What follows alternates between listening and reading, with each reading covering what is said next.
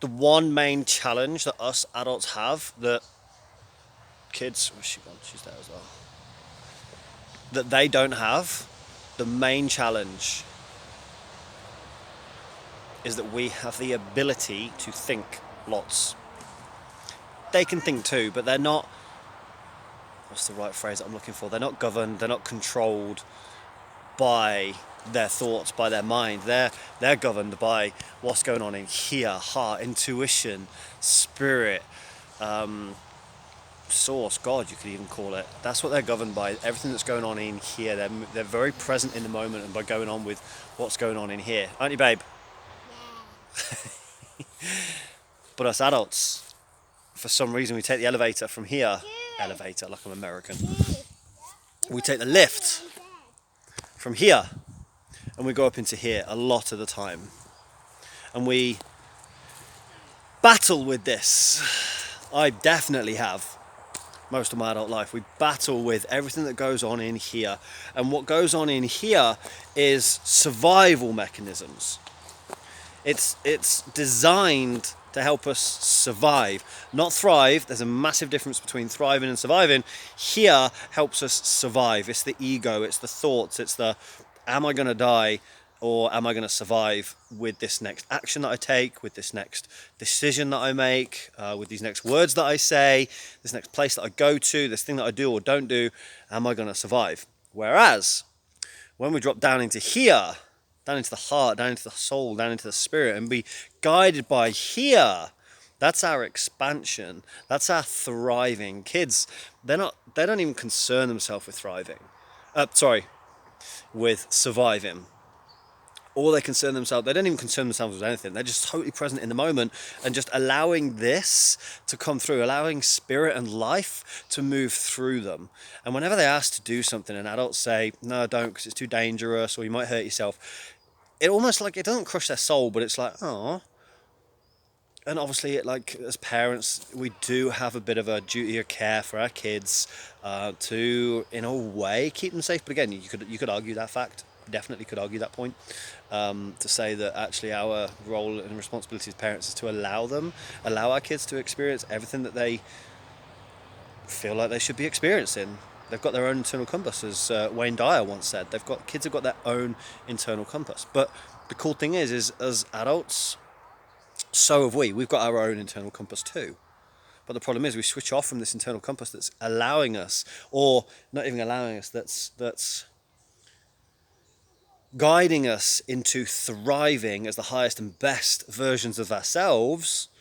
We move out of here and we go up into here and go, oh no, because that won't work because this, and what if this goes wrong, and what if that goes wrong, and what if they reject us, and what would they think of us? And I've got to go because my little girl's crying. I'll pause this and come back to it. Okay, little girl is good.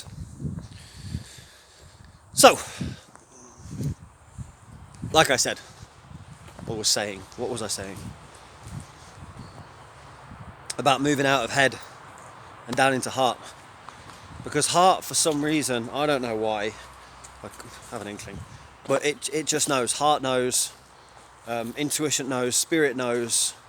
So here's something that you can do, and I've completely stolen this from a woman called Byron Katie. Ask this question anytime you have a thought, after you have an inspired idea or inspired next step. Always ask this thought: is it true? So whenever you have an inspired next step, let's say you're a guy and you're trying to attract a girl, you're trying to get into a relationship with a girl, and you're in the shop and you see a beautiful girl and you feel attracted, you feel called, you feel pulled to go and say something to her.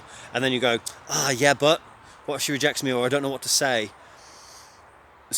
Look at the course of events, look at what happened. You saw the girl and then you felt the pull from here, you felt the call from here. And I know, I've been there, that's what happens, you feel the call and the pull from here. But then the head comes in and goes, oh yeah, but no, you can't go over because you look like a creep, you look weird, and what if she rejects you or slaps you? And all these thoughts come in. But then you get to go into here and go, hang on a minute, is that true? Will that happen? Will she reject me? Will she slap me? Will I not know what to say? Because here's the thing, in every single moment throughout the whole of your experience of life, you've always known what to say in any moment ever. When you're out with your mates, it's not like you like go, oh God, I can't come out with my mates because I don't know if I'm going to say the right thing, or if I don't know I'll have the conversation there to be able to have a conversation with them, or the words there to have a conversation with them. You just go because you feel called to go. You don't overthink it.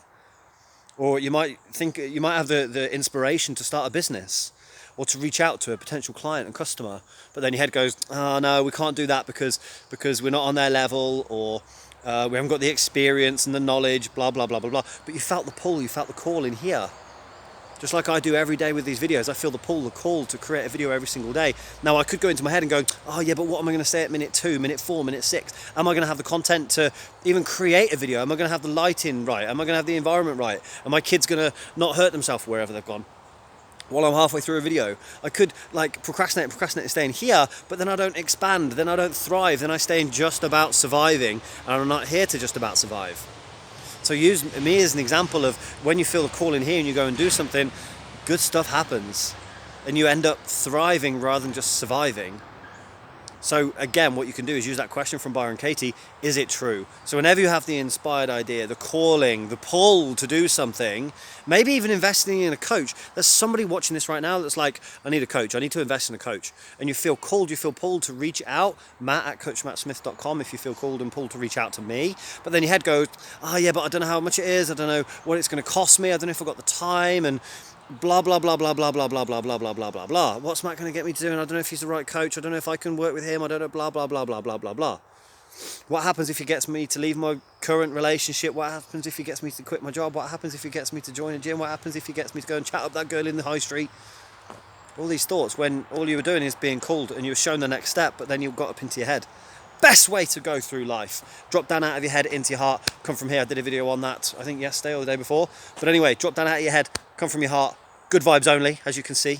Move forwards from heart, not from head, from heart. Become like a child again. Move through, let life move through you. Intuition, inspiration, source, spirit, let that guide you. Go through life like that. I promise you you'll have a good time. I'm off to go and play with my kids. Thank you for watching.